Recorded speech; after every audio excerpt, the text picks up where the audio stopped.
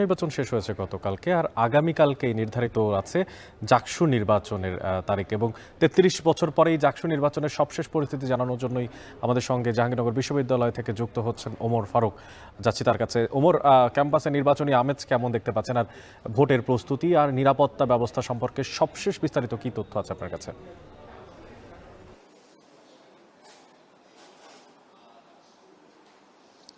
অনেক যেহেতু আর কয়েক ঘন্টা পরেই অর্থাৎ আগামীকালকেই যে ৩৩ বছর পরে জাহাঙ্গীরনগর বিশ্ববিদ্যালয়ের কেন্দ্রীয় ছাত্র সংসদ নির্বাচন জাকসু সেটি হতে যাচ্ছে, সে উপলক্ষে আমি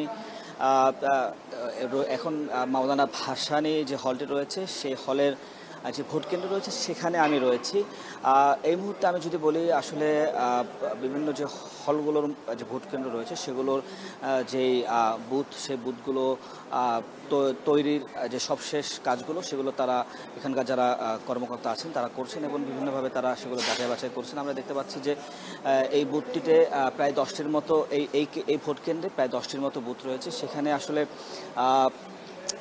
সবশেষ বুথ তৈরিতে তারা এখানকার যারা আছেন তারা কাজ করছেন। এছাড়াও যদি বলি, আজকে সারাদিনে আমরা বিভিন্ন ক্যাম্পাসে বিভিন্ন জায়গায় ঘুরেছি, আমরা শিক্ষার্থীদের সাথে কথা বলেছি। তারা বেশ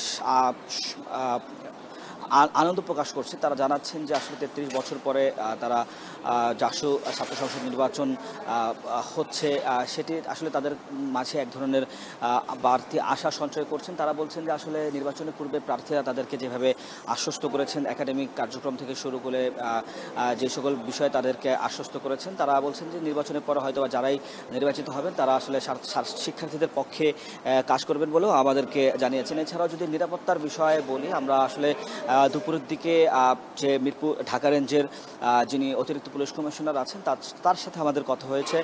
তিনি আমাদেরকে জানিয়েছিলেন যে আজকে আগামীকালকে নির্বাচনকে ঘিরে প্রায় আইন শৃঙ্খলা বাহিনীর পুলিশ, আনসার, বিজিবি সহ প্রায় 2000-এরও বেশি আইন শৃঙ্খলা বাহিনীর সদস্যরা নিয়োজিত থাকবেন।